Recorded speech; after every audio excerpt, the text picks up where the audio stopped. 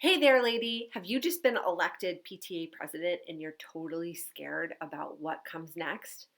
Have no fear. In this video, I'm going to tell you exactly what you should expect as a new PTA or PTO president.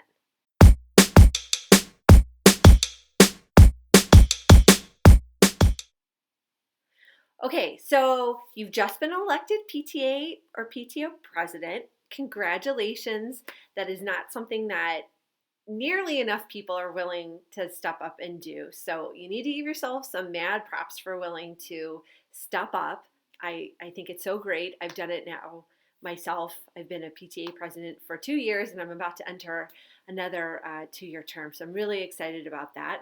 But first, you should expect that you're going to need to learn a lot. Even if you've been involved as a PTO leader for quite some time, and this is your first time now just stepping up into being president, there's still going to be a learning curve. If you're brand new to your PTO or PTA and you've never taken a leadership position, then whoa, Nelly, you're going to have a lot to learn. But don't worry, you can totally handle this. I first stepped up to be PTA president at the end of my son's first year of school. So he was just finishing up kindergarten and the PTA didn't have a president, and I was like, I can be president. I've been in charge of organizations before.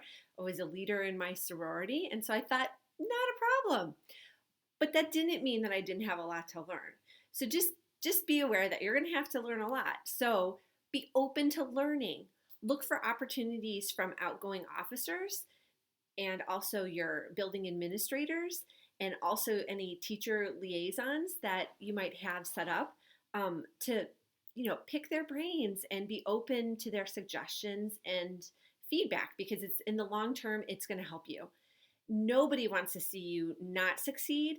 And I'm sure any advice or anything they're saying is really done with the hopes of helping you succeed in your role.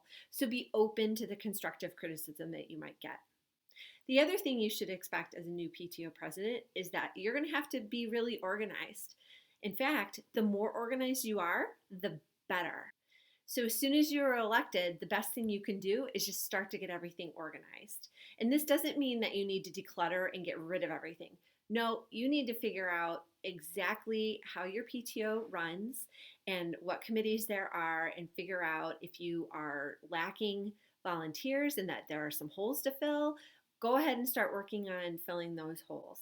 The other thing you can do to get organized, which should be done during the summertime in between school. So like after you've been elected, give it a couple weeks, because everybody needs a break from school stuff.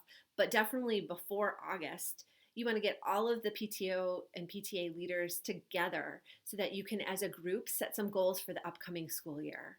That'll really serve you well, because instead of wondering what's next, you'll know exactly what is next on the hit list. So you'll have goals set and it'll be so much easier as the school year progresses.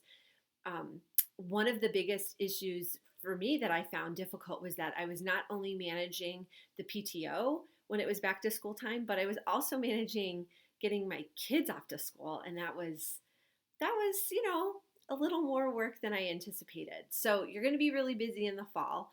So just know that and plan accordingly.